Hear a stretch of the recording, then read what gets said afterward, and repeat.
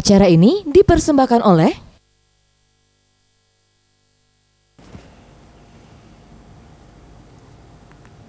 Kembali lagi di Ngopi 45 dan kita masih membahas mengenai masker mencegah COVID-19. Melanjutkan kembali Bapak perbincangan kita tentunya untuk gejala sendiri yang sudah dijelaskan oleh Ibu Erika, salah satu pasien yang pernah dinyatakan positif dan alhamdulillah sekarang sudah negatif COVID-19. Ibu Erika adalah OTG, orang tidak bergejala, tanpa ada gejala sama sekali, tapi dia dinyatakan positif COVID-19. Untuk gejala sendiri Pak, adakah gejala lain selain gejala umum, selain batuk, flu, apalagi nih ada pasien yang juga mempunyai penyakit bawaan lain Pak?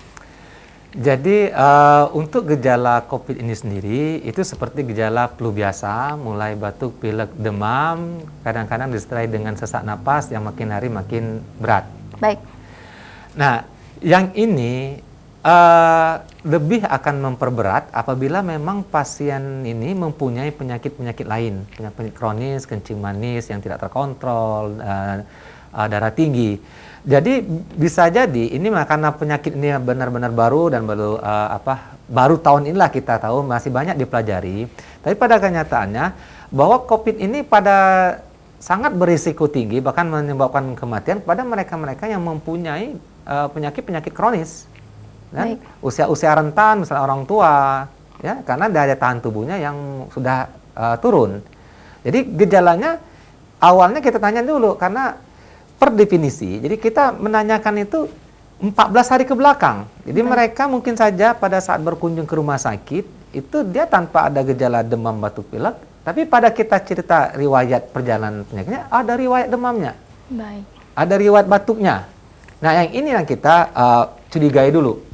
Ya, curigai dulu, kita lakukan rapid test, kemudian kalau ternyata ada perburukan, dalam waktu 1-2 hari kita selalu dapat swabnya.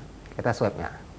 Ya, nah, beberapa itu menyatakan bisa jadi sebenarnya COVID ini memperburuk dari penyakit kronisnya sehingga bisa menyebabkan kematian, bisa jadi juga yang penyakit ini memperburuk COVID-nya. Tapi gejala umumnya sama, demam, batuk, pilek. Walaupun kadang-kadang pernah ditemukan juga adanya diare, ada cuman gatal-gatal. Yang memang untuk kita memastikan apakah ada virusnya itu kita lakukan pemeriksaan swab sehingga ditemukan virusnya ada PCR-nya tadi, RT-PCR-nya dalam keadaan konfirmasi positif. Baik. Tentunya Pak, dengan protokol kesehatan sekarang menggunakan masker dan juga menjadi masalah baru untuk sampah masker Pak.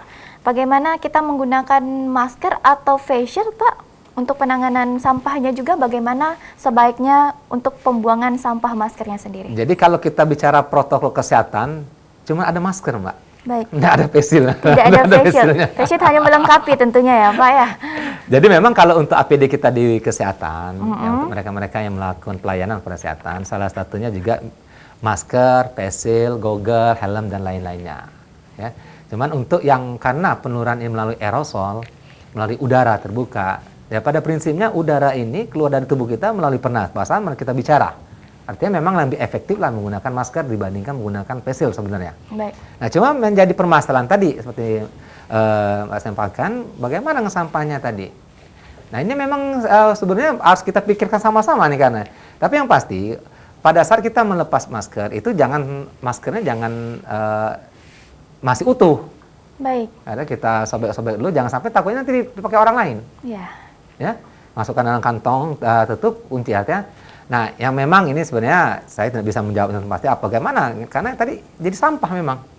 Walaupun mungkin alternatif tadi kita menggunakan masker yang bisa dicuci, ya, ada yang berapa bisa dipakai, segala malah ada yang canggih lagi yang sudah pakai semacam kayak robot benar. Ya. Kalau pernah ngeliat teman-teman mungkin dari dokter-dokter sudah pakai ada yang kayak masker, ada namanya respiratory, sampai ada yang ini yang memang perlu perawatan.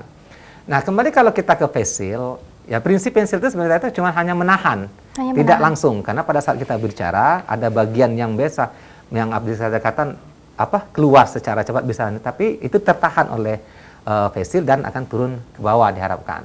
Baik. Ya selagi face shield-nya masih bisa dipakai, artinya itu tidak burem, ya Paling kita membersihkannya bisa pakai alkohol atau dicuci pakai air sabun. Baik. Gitu.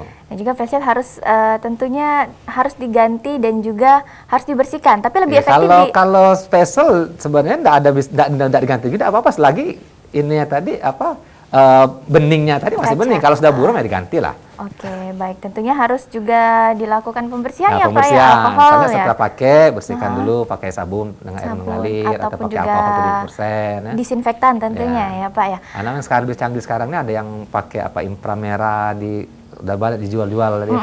Seluruh peralatan mulai dari jam tangan, cincin segala masuk dulu ke dalam kotak. Nanti ada disinari Alat steril. Alat steril sudah ada.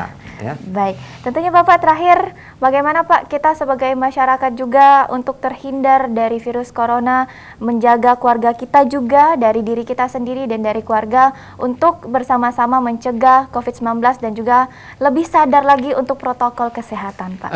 Jadi untuk menghimbau kepada masyarakat, untuk saat ini mau tidak mau COVID itu sudah berada di lingkungan kita. Kita tidak tahu siapa, apakah saudara kita atau orang tua kita atau teman kita yang menderita COVID, karena kita bisa tahu cuma kalau yang bersangkutan atau kita sendiri dilakukan swab. Kalau dia positif, ya positif, atau dia negatif, ya negatif. Nah, yang kita takutkan ini ada mereka-mereka yang mungkin positif COVID kalau di kita swab, tapi berkeliaran. Artinya itu berinteraksi dengan kita, berinteraksi dengan teman di kantor, di rumah, di pasar, dan lain-lainnya. Maka salah satu yang efektif adalah protokol kesehatan itu benar-benar kita terapkan. Kita gunakan masker, kita cuci tangan pakai sabun, dan kita jaga jarak. Tapi yang kadang-kadang yang mungkin sering terlupakan itu kita jaga kesehatan diri masing-masing, makan makanan yang bergizi, olahraga teratur. Itu yang penting saya kira harus kita imbangkan. Ya, kalau kita mungkin karena tadi dengan kita menjaga kesehatan kita, insya Allah imunitas kita tinggi. Dan untuk melawan virus-virus dan bakteri yang lain itu lebih daya tahannya lebih tinggi. Walaupun bukan berarti juga mentang-mentang kita merasa sehat, ya makan teratur, maskernya tetap maskernya dipakai. Baik. Ya. Tentunya yang diingatkan selain tetap menerapkan protokol kesehatan, kita juga harus menjaga diri kita sendiri ya Pak ya. Dengan minum vitamin, dengan makanan yang bergizi, makan buah-buahan, berjemur tadi seperti yang sudah disampaikan Ibu Dika tadi ya. Berjemur dan berolahraga. Oke, jadi semuanya harus diimbangi protokol kesehatan dan juga cara hidup sehat tentunya. Baik, terima kasih Dr. Alvarobi MK selaku Wakil Direktur Pelayanan Rumah Sakit Umum Daerah Bari Kota Palembang. Terima kasih sudah berkenan hadir di Ngopi 45 dan kita sama-sama mengedukasi dan juga mengingatkan masyarakat betapa pentingnya protokol kesehatan di masa pandemi. Terima kasih Bapak dan pemirsa Ngopi 45 untuk mencegah penyebaran COVID-19, ingat pesan Ibu dengan selalu terapkan 3M, memakai masker, menjaga jarak, dan mencuci tangan. Dengan penerapan perilaku 3M, Indonesia segera terbebas virus corona menuju Sumsel bangkit, Sumsel adaptasi kebiasaan baru, Indonesia maju. Akhir kata, saya Rizkia Amrina, undur diri dan sampai jumpa.